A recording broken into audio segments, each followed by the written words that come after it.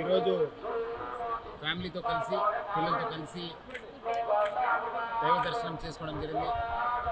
వెంకటేశ్వర స్వామి రెండు రాష్ట్ర ప్రజల్ని, ముఖ్యంగా మన టీఎస్ఆర్టీసీ ఏపీఎస్ఆర్టీసీ సిబ్బందిని బాగా ఉండాలి అని చెప్పి దేవుడిలో ఒప్పడం జరిగింది.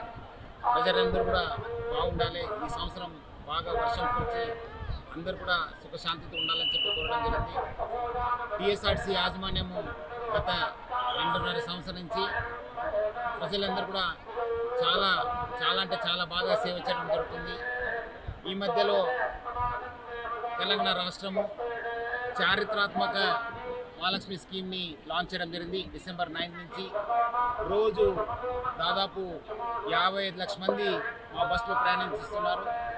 చాలా తక్కువ టైంలో మనము ఈ ఒక స్కీమ్ని ఇంప్లిమెంట్ చేయడం జరిగింది. దీనివల్ల ప్రజా రవాణా వ్యవస్థకు చాలా అంటే చాలా మేలు జరిగింది. ముఖ్యంగా ప్రజల అందుబాటుకి మా ప్రజా రవాణా వ్యవస్థను తీసుకెళ్ళగలిగాను. అదే దాంతోపాటు కొంత మనకు సమస్యలు కూడా రావడం జరిగింది.